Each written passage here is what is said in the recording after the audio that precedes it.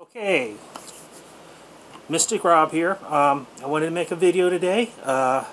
Basically, as you read in the title, the goddess is a bitch. It's true, it really is. But she has to be. Now, let me explain what I mean by that and why.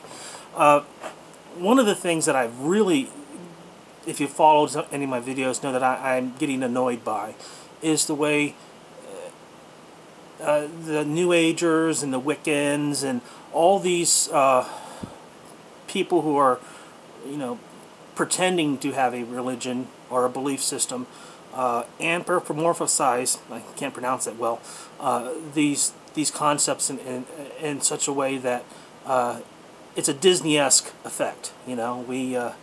And it's only a matter of time, if they haven't already, that Disney's going to do the same thing to the shaman that they've done to the witch, that they've done to, they basically sanitize these ideas. And the goddess is no different.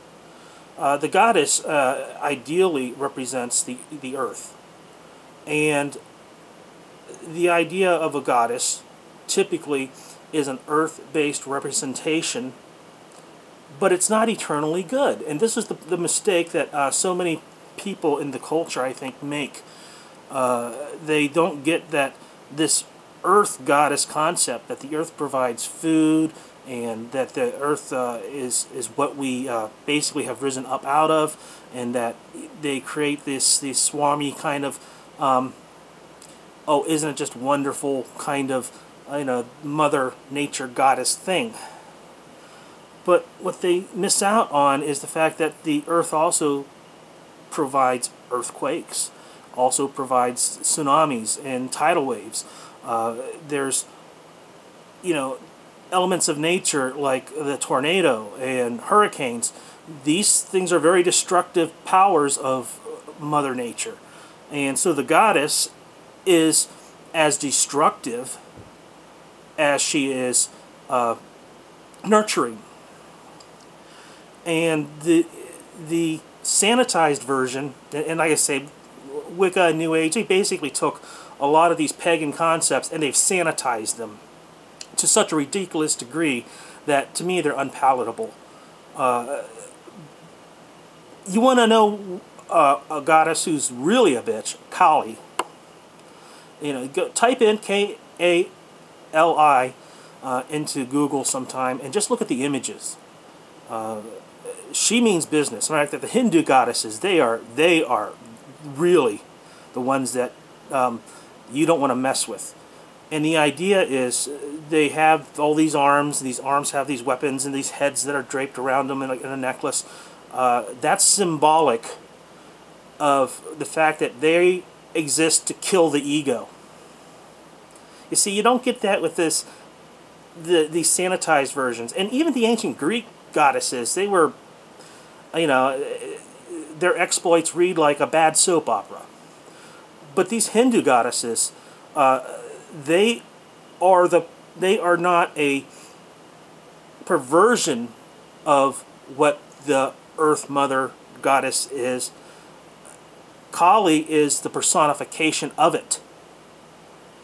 So these things in nature, like a mountain range or the ocean, are elements of the sublime. And when you really view them with total focus, you forget yourself.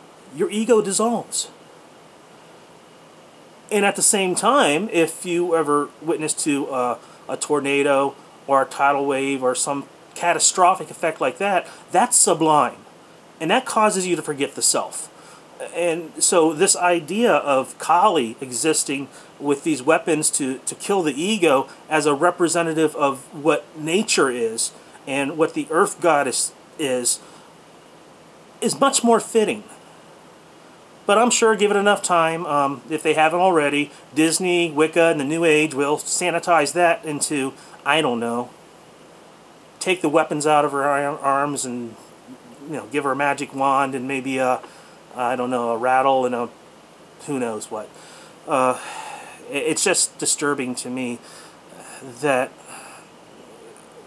and I might even go further and just do a whole a video on the evolution of God. and goddesses at some point.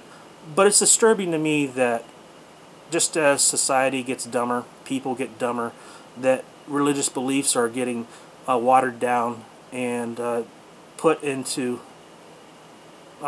just taken out of context and into no context.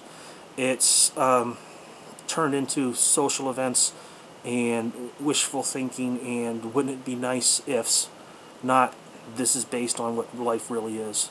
So I just wanted to mention that, and my suggestion to anyone who wants to follow up on this topic is to do some research on the ancient goddesses, do some research on the Hindu goddesses, and really scrutinize which ones are just there as part of a story and which ones are there that actually represent.